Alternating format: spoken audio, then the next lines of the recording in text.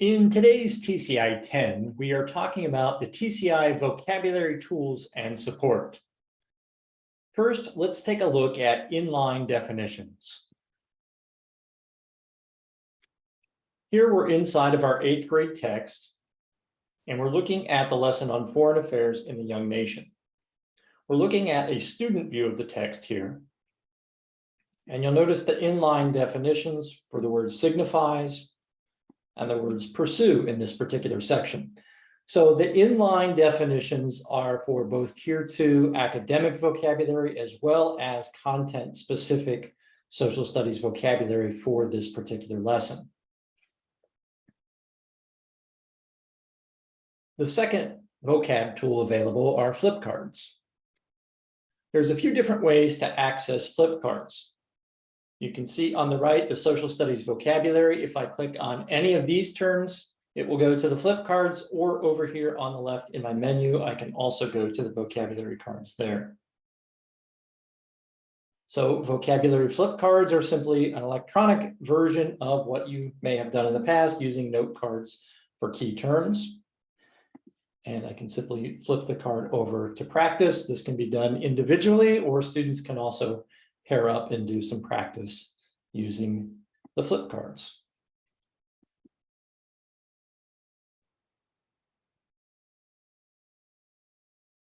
Tool number 3 is a standard glossary that is found inside of the TCI program. So let's take a look at the glossary. And the glossary will be found in the reference section. So you can go over here to glossary. And again, this is just a standard glossary. I can choose a letter of the alphabet and find all of the key definitions. Notice that students can highlight, right-click, and copy any of these terms if they need to paste it somewhere, for example, in their interactive student notebook. The glossary is available to students and is on the teacher side as well. The fourth tool is to add note. Now, this is kind of a unique hidden gem here that I'm going to show you how you can use the add note feature. So again, I need to be in as a student to do this. When a teacher sees the platform, you will see the add note here, but you won't actually be able to add anything as a teacher. But this is just a way for students to annotate the text. And so you can see I have already done this for section 1. Where I've taken the definition of a key term neutrality, and I've pasted the definition, and then I've also asked students to rewrite the definition in their own words and then to give an example. So students can literally type anything in this box that they want, so it can be self-directed. But in this case, what I'm doing here is I'm using this as an extra vocabulary tool. So I have directed the students to provide the definition, provide a rewrite, and give an example. Again, you could do examples and non-examples. You could talk about characteristics. Just depends really on what your vocab tool is. There's not a lot of fancy graphics to do in this, but at least it gives some students some extra space to annotate. Now, again, anything that happens in the add note section will also appear in the My Notes. So students can highlight anything to appear in My Notes, and they can annotate for any text to appear in My Notes. And from there, they can also do print My Notes. And this will pull up a new document that essentially serves as a vocabulary notebook for students. So now they have placed in there all of the key terms, they've rewritten those key terms, and they've given examples. So you can use this as a note-taking study guide for students with vocabulary. The fifth tool is found inside of the check for understanding in the student text. So let's go over to the check for understanding, and we'll find that in the text, and it's under the summary section. So for each lesson, there is a summary section with a lesson summary, and then you will find the check for understanding.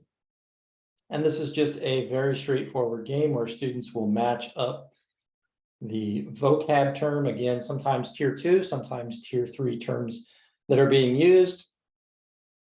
And see if we can paste all these in the right place on the first try.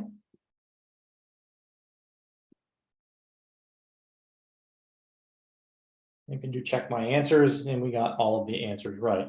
If we had missed a couple, let's see what happens there. It will tell me exactly which terms I've missed. And I can reset that and practice as many times as I want. And there's a note here that this is just practice for the student. This is not graded. So the only way for you as a teacher to see this would be to go in and click on the little key icon, which will take you in to each student's account. But generally, this is just for student practice. Now let's go over one more hidden gem, and that is inside of the vocabulary toolkit in the teacher program. So now I'm actually going to return to my teacher account. So it looks very similar, but there are some extra support tools inside of the teacher account that do not exist for students, but you can use these with students as well. So under here, under program, I go to support, and then I find my skills and toolkits. And you can see there's a variety of skill toolkits here, ELA, ELD support, and then I scroll down and I find the vocabulary development support. So here it even reiterates for you many of the things that we've presented in this video presentation. And one of those is the vocabulary development toolkit. So this actually is a PDF file. So it is intended to be used more in the offline environment. So this would be a kind of a face-to-face activity. You could print this file out, but you can see in the vocab toolkit, the Freyer model, illustrated dictionary, picture web, quad chart, rate your knowledge, census chart, word grid, and word pyramid. So a variety of tools here. As I scroll down, you'll see what these look like. Now, again, primarily this would be intended for paper pencil activities. However, you can adapt this to make it work digitally.